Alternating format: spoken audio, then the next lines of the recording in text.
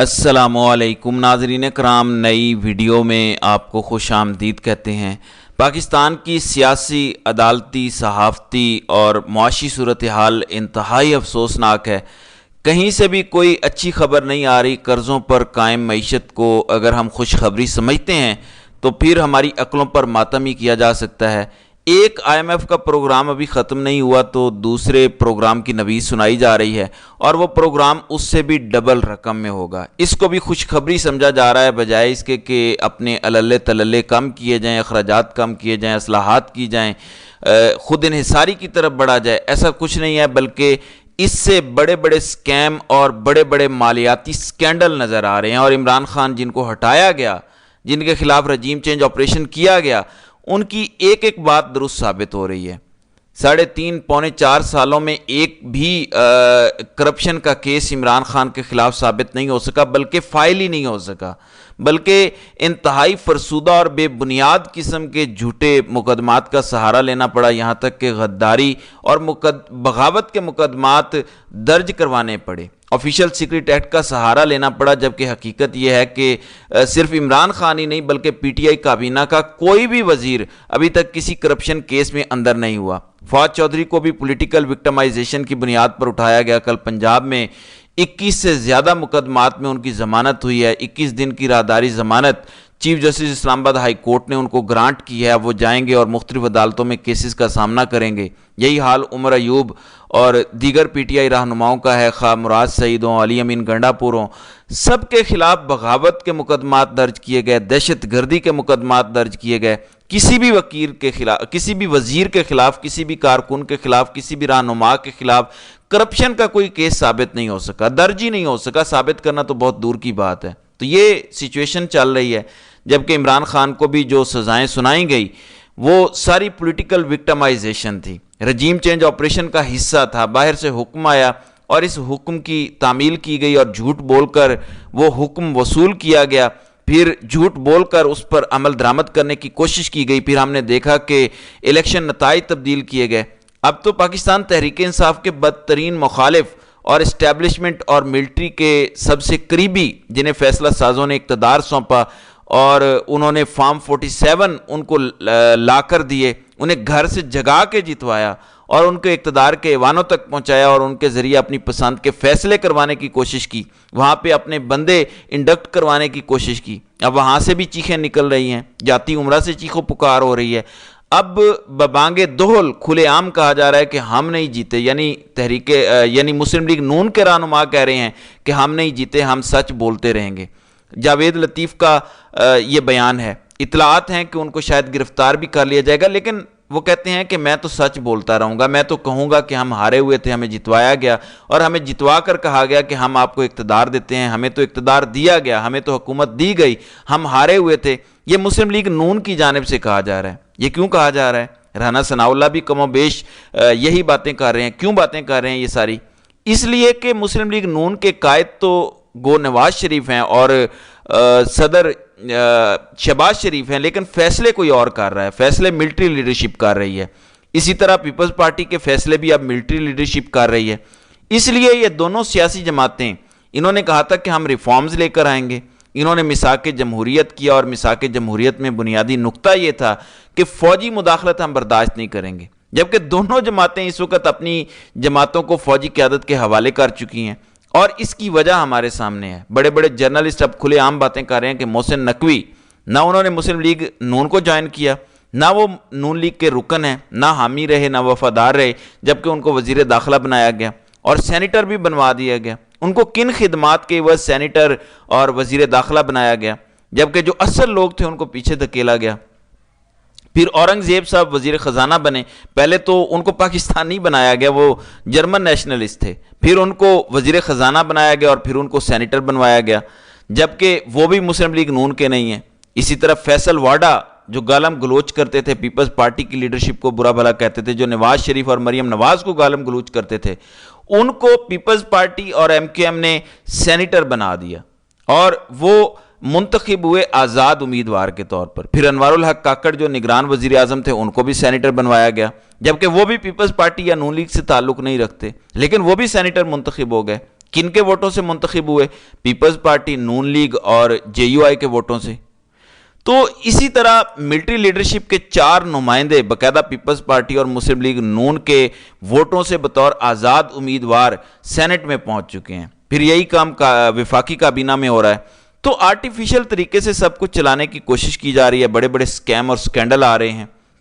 پچھلے اربوں روپے مالیت کی کرپشن کے مقدمات تو ختم کرائے گئے، ججوں اور عدلیہ کو دھمکیاں دے کر ختم کروائے گئے، جبکہ اب نئی کرپشن کے سلسلے شروع ہو چکے ہیں۔ ابھی تک کوئی تردید نہیں آئی کہ جو والٹن ایئرپورٹ ہے لاہور کا پرانا، وہ 350 ارب روپے مالیت کا تھا اور 50 ارب روپے میں کیسے فروخت ہوا۔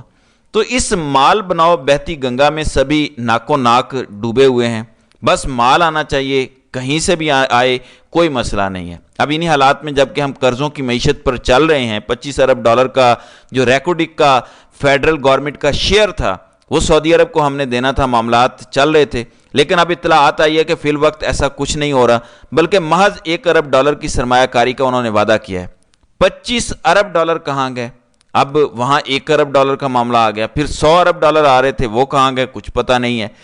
تو سارے کا سارا نظام ملیا میٹ کر دیا گیا، اور اس وقت جو نظام حکومت ہمیں نظر آ رہا ہے وہ محض ڈرامہ ہے، فراڈ پر مبنی ہے۔ اب اس ساری صورتحال میں تحریک انصاف کی لیڈرشپ اندر ہے، لیکن لوگ جاگ رہے ہیں۔ پاکستان کے عوام یہ ساری باتیں دیکھ رہے ہیں، پاکستانی عوام میں شعور آ چکا ہے، وہ یہ نظام قبول کرنے کو تیار نہیں ہے۔ بے شک مقدمات درج کر لیں، جیلوں میں ڈالا ہوا ہے ہزاروں سیاسی قیدیوں کو جن کا کوئی پرسان حال نہیں ہے، لیکن نئی نسل مان نہیں رہی۔ پاکستانی عوام سڑکوں پر ہے، وہ احتجاج کر رہی ہے، وہ سوشل میڈیا پر بھی ایکٹیو ہے، بلکہ وہ نظر رکھے ہوئے ہیں اپنی سیاسی جماعتوں پہ، خاص طور پر تحریک انصاف کے سوشل میڈیا پہ بہت زیادہ عوام نظر رکھے ہوئے۔ وہ کہتے ہیں کہ پارٹی سے غداری یہ سوال ہی پیدا نہیں ہوتا، پارٹی کے ساتھ جو وفادار رہے وہی اصل لیڈر ہے۔ کل عمران خان سے پارٹی رہنماؤں کی ملاقاتیں ہوئیں، ان میں ایک اور تنازعہ بھی چل رہا ہے، میں آپ کو بتاؤں گا۔ کل ملاقات کرنے والوں میں عمر ایوب، شبلی فراز، رؤوف حسن، اسد کیسر، سینیٹر سیف اللہ نیازی، شاہ فرمان اور اون عباس BP شامل تھے۔ ان سب رہنماؤں پر مقدمات ہیں۔ اب سینیٹر سیف اللہ نیازی جن پر عمران خان بہت ٹرسٹ کرتے تھے، ان کے پرانے دوست تھے، ان کے بارے میں اطلاعات آ رہی ہیں کہ عمران خان نے ان کی موجودگی پر نہ خوشی کا اظہار کیا، نہ پسندیدگی کا اظہار کیا، اور انہوں نے سیف اللہ نیازی سے کہا کہ آپ تو ہمیں چھوڑ کے چلے گئے تھے۔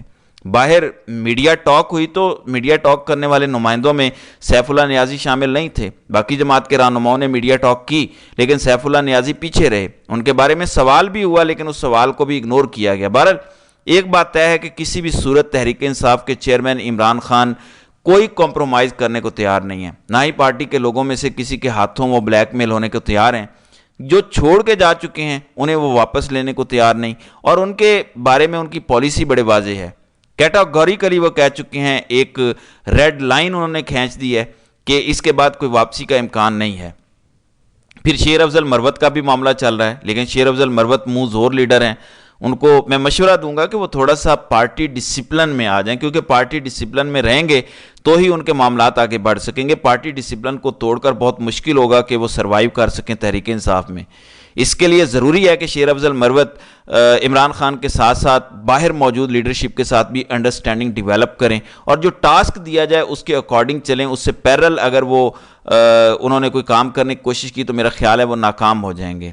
تو مین سٹریم میڈیا میں آئیں گو، وہ بہت زیادہ ایکٹیو ہیں، جو شیلے ہیں ان کی فین فالوئنگ ہے، پارٹی کے کارکنان ان کو پسند کرتے ہیں، لیکن پارٹی کا کارکن ان کو اس وقت تک پسند کرے گا جب تک عمران خان شیر افضل مروت کو پسند کرتے رہیں گے۔ اگر عمران خان نے شیر افضل مروت کو بیک بینچ پر پہنچا دیا تو پھر پارٹی کا کارکن بھی ان سے دور ہو جائے گا۔ کئی PTI رہنماؤں کو ملاقات کی اجازت نہیں ملی، جن میں سابق وزیر اعلیٰ گلگت بلتستان خالد خورشید شامل ہیں۔ اب ایک میکانزم طے ہوا ہے کہ فوکل پرسن کریں گے نامینیٹ، اور عمران خان اپروول دیں گے۔ ایک دن میں 6 ملاقاتیں ہو سکتی ہیں، اور وہ ملاقاتیں ہوئیں، جبکہ سینیٹر سیف اللہ عدالت کی اجازت سے ملیں گے۔ اب عمران خان نے جو ٹاسک دیا ہے وہ یہ ہے کہ ہم نے اپنا چوری شدہ مینڈیٹ واپس لینا ہے، عدلیہ کی آزادی کے ساتھ کھڑے ہیں اور کھڑے رہیں گے، اور ہم امید کرتے ہیں کہ سپریم کورٹ فل بینچ بنا کر ججز کے خط کی تحقیقات کرے گی۔ ججز کو دھمکی آمیز خطوط پر عمران خان نے شدید تشویش کا اظہار کیا۔ بشرا بی بی ان کی طاقت ہے، وہ ان کے ساتھ کھڑی ہیں، ان کو کمزوری نہیں بننے دیا جائے گا۔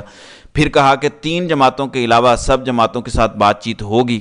پھر کل لیاقت باغ میں لوگ اکٹھے ہوئے، ہزاروں کی تعداد میں لوگ آئے۔ یہ لیڈر لیس احتجاج تھا، وہاں پر علیمہ خان، نیاز اللہ نیازی، سیمابیہ طاہر اور مقامی قیادت تھی جنہوں نے اس میں شرکت کی، جہاں پر عمران خان کی رہائی کے لیے دعا کی گئی۔ خاص طور پر راولپنڈی، لیاقت باغ اور پریس کلب کے سامنے احتجاج ایک میسج تھا کہ راولپنڈی جاگ رہا ہے اور راولپنڈی کے عوام عمران خان کے ساتھ ہیں۔ یہی سب کمشنر راولپنڈی نے بھی کہا تھا کہ پورا کا پورا ڈویژن چوری شدہ مینڈیٹ پر مبنی ہے۔